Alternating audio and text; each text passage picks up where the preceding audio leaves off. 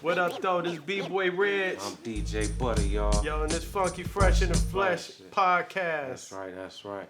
Yo. And y'all subscribe to our channel, hit the like button, share and subscribe. All that good shit you just cannot fuck with, but fuck with it. Funky Fresh in the Flesh. Yes. Let me do another one. You know. Yes, we back. Funky Fresh in the Flesh. My little brother Wesley Valentine. Should have come out Wesley. Yeah, we back with a real hardcore legend out here. You know what I'm saying? Put a lot of work in with the mixtapes. Y'all see a couple on the table right here. I should have played the damn table. Hey, we need to say rest in peace to Mammoth Mall. You know, Right. And we used to sell a lot of mixtapes up there. But yeah, without further ado, Wesley Valentine in the house tonight, y'all. What up? Crazy noise. Yeah, man. Man, we got a pure genius right here, lyrical legend right here. Man, you know, talk to him, man, and introduce yourself, man. Give me your Instagram if you want, you know. Wesley Valentine like that. At Wesley Valentine on IG. I mean, it's me, man. I mean, what else can I say? I put my work in, paid my dues. Late 90s, early 2000s, one of them ones. You know what I mean? Yeah, y'all see it. What's one of his mixtapes right here? Show Me My Opponent. Got another one, Guns and Butter. My favorite. Yeah, that was the one. We did My favorite one right here. Well, we did 7 Miles Finest. That was the first one. Yep. Y'all see Wesley Valentine. There was a belt Yeah, buckle man. era.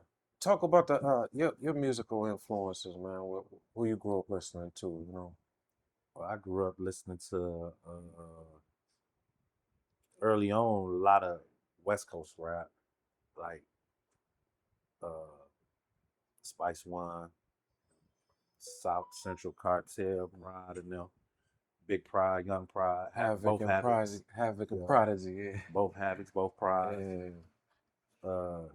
And Banks, you know, rapping around RIP, Hitman, RIP, RBL, and Diddley, Bad Influence.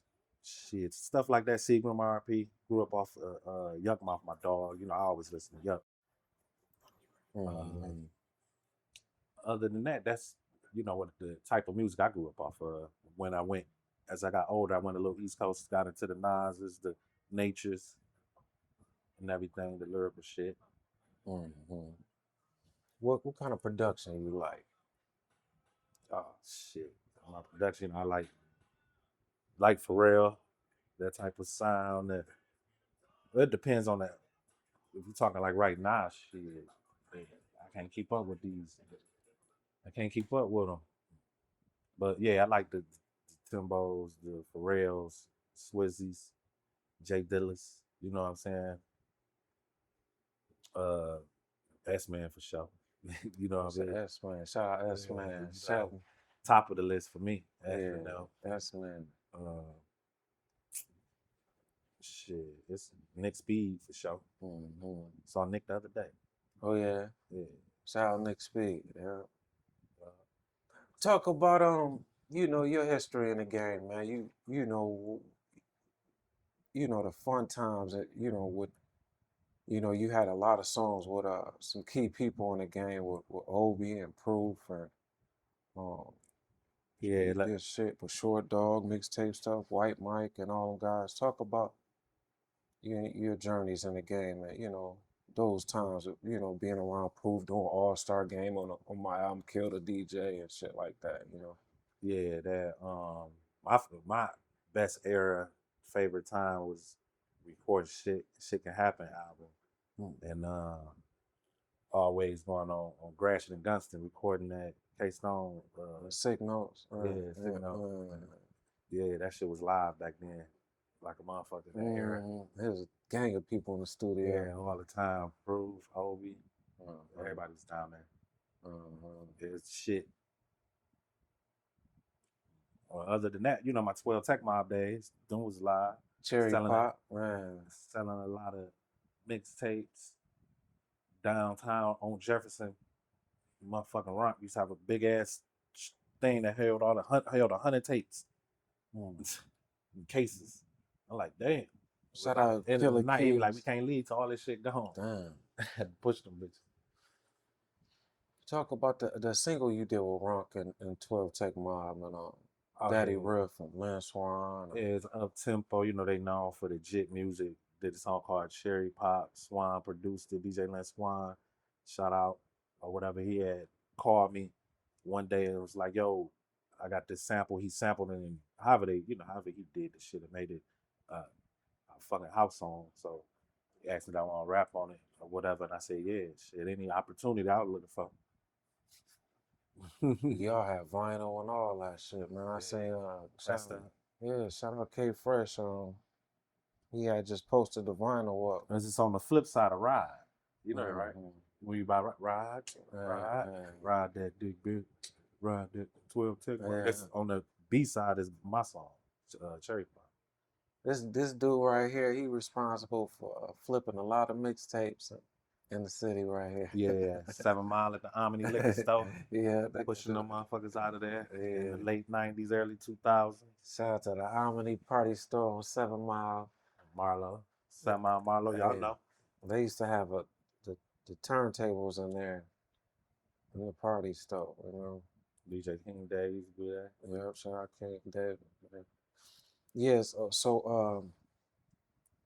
talk about the times we was in the studio with Proof and Bugz and you know hanging out with Bugz and him living up the street from you, you know those memories, you know. Yeah, it was live at Modern Tribe on what was it, 8 Mile and Hubble? Juan Shannon, yeah. Yeah, Juan Shannon. Shout out for Juan Shannon. Shit, we used to have fun. Proof used to come through that motherfucker and crack all these goddamn jokes when we trying to record. Yeah. But then he used to put niggas on blast. Like you would have to the beat. What was it? What was the dude name that made them beats with the dreads? Epoch. Epoch. Yeah, he had some shit playing. Yeah. He fucking had some shit playing and Proof. Everybody got to grab a pad and you get the first word, second word. You had to write right there on the spot. No time to think of nothing. No time to take it home and marinate on it like they do nowadays. I come back to it, put 8 bars down, and 6 months later put another 8 bar. Nah, it wasn't none of that shit. We had to do that shit right there. Yeah, we did All-Star game and Bugz was there just sitting down on the floor, you know. Oh yeah, Bugz just hang out tough with us. Stayed up the street from me or whatever. Yeah, you did a couple of songs on a couple of different projects, man. Is it a couple of favorite songs you got in your catalog, man? You did what? How many mixtapes we did? About what? 6, 7 mixtapes? Yeah, I think it's 7, ain't it? 6, 7 mixtapes. Shit, I can't even name them. I got so many of them motherfuckers in my shit, in my library. I don't even be knowing the name of them. I just be recording. I ain't even butter be naming half this shit. Yeah. So what you like to you fit like right in the middle of the OGs and the young Gs. What you like about this new generation opposed to our generation, you know? Shit, they more advanced. Like they could do their shit on the iPhone. Like they ain't waiting. Like they getting their shit out here. That shit dope as hell. You know what I mean? As soon as they come up with the song, come up with the whatever they coming up with, you will see that fucking video for it in 3 days and running the numbers up. So the idea go right there. But you know, what they call it, like Fab do a lot. When his bars, what is it called? When you it's the shit that's happening at the moment, and then you rap about it like right then and there. It's for that moment. Damn, I forgot. But that's how you got to do that shit, and they doing it. So that's what I like about this new generation. They're thinking ahead with the rhymes. And you got more technology and all that. You know? So you get a chance to write often? Yeah, I do what I don't. I get the chance to do it, but I don't do it. I got to get back like how I was in my space or whatever. But production bring a lot of that out. If I hear something, I automatically got bars and bars and bars in my head, like punchlines in my head. I ain't gonna forget. So that type of shit, it make me be like, all right, let me put a verse together with these two punchlines I came up with. Still the show. Man, when I met you, you was what 14, 15? Yeah, 14. 14. Ninth grade. To be able to raise a child in college now, man, how does that feel, man? Feel good, man. BJ, I think about what I was doing when I was 20 and what he doing. Yeah, He ain't seen we was out the a hook. tenth of the shit. Ain't did nothing. But that's good. That's real good. And he ain't even thinking about doing nothing. You know what I mean? So that's dope. He's thinking about school, getting his bread up. So shout out to my son, BJ. Yeah, you was, Brandon Jr. hey man, he was gorilla macking at that age, like 14. Yeah. Hey, 20 years old, 29. I've been to knock 20 down a day. man, now we survived, car accidents, surviving, you know, teaching you how to drive, Right. you know, being caught in raids and shit, man. The Man, after hours yeah, raid. hey, talk about that, because a lot of people, when I mention that shit, man, they don't believe it, at the time. Like, talk about that moment, us getting caught in the raid. Yeah, man. We on the east side at the old, what was it, Packard plant? The old Packard on the boulevard. Yeah, something like that. Everything. We go in here, parking a lot and shit, which we shouldn't have did. But what's the mail lady?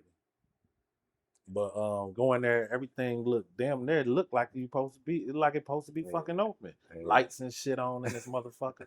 They cooking, big ass kitchen. Like damn, and they had a big ass cake. I don't know, it was somebody. It was from the ground all the way damn near to the ceiling. But they got hoes dancing and shit.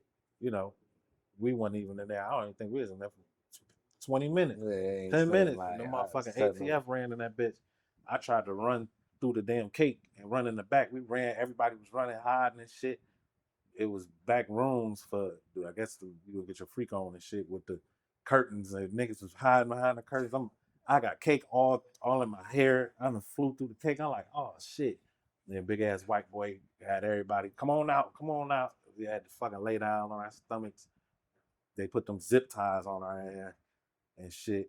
And whatever was in your pockets, they was putting it on your back and writing your ticket. Whatever was weed, writing your charge down. And niggas had to ante up we had that 4-5 different niggas we didn't even know in the same car to get home. To get in a taxi and shit. Just cause niggas was splitting the fare. Like, oh, you going that way? You going that way? Shit was crazy. I remember you being tied up and the freak hoses coming out the back. It was like, damn, look at her. Yeah, I went to school with a couple of them. That's why I was like, damn, I went to school with a couple of them. Yeah. And shit at East Catholic. I was like, what? What Yeah. this bitch doing in here? I was DJing. It was They got on thongs, ass showing. crazy after hour, Used to man. be covered up in school. If you ain't empty your pockets, you had a rehab class, a drug class. It was a crazy time. Yeah. Yeah. So, who was your favorite MCs like right now? Like you would like to collab with, or just period. I mean, Benny, the Butcher. You talking about like mainstream? Mm-hmm. Like out there? Like, yeah, Benny, Conway, shit like that. I fuck with Finesse 2 times. So, I like Finesse if I'm gonna go south. You know what I mean? Shit. I'm trying to think who on the West. I had to go back to my old school and collab with, even if I collab with Too Short, shit, they're still macking. Mm-hmm. I was just bumping that one. I walked in the door. Yeah, that shit fire. So what you see at the end of the day, man, what you what you see you want to get out this game and what you want the world to remember about Wesley Valentine. I want to make one of them classic albums. One of them, I'm gonna continue to make albums, but I need that solidified. You know, everybody got those solidified albums. I need that one banger to get in the game good, get rape that bitch, get as much money as I can, then I can chill out and get into other things. You know, whether it's podcasting and all that type of shit. That's what you want to do, podcasting. Yeah, that type of, you know. I can speak see my mind. what you gonna what we're gonna do. What's gonna be the network we gonna I don't know, review man. OnlyFans pages or something. What we gonna do? Right. Hey, we Made 100 bands off of OnlyFans. I can sell dick for a living. Yeah. I can see that. I can see you doing like some movie stuff, Yeah, some acting. comedy shit, you know. Get into my Tubi in them phases. Mm-hmm. Some comedy love stories, you know. Right. What the you got something to spit for the camera for us? No, I ain't got nothing. You know I was gonna pull that out. Yeah, I ain't got no bars for y'all. So he said pay Down style. my houses and cars for y'all. Man, shout out to everybody checking us out, Funky Fresh in the Flesh. It's coming though. So you don't try to put me on blast. Yeah, we're gonna part two of this. We're gonna sit down with B-Boy Reds. You know, I just had to make sure I get you some shine, you know. Show for show. Like you always Shout out do. everybody. Detroit, legend right here, man. Wesley Valentine in the building. Underground hip hop hero, real MC right here, Wesley Valentine, Funky Fresh in the Flesh. I'll let your boy.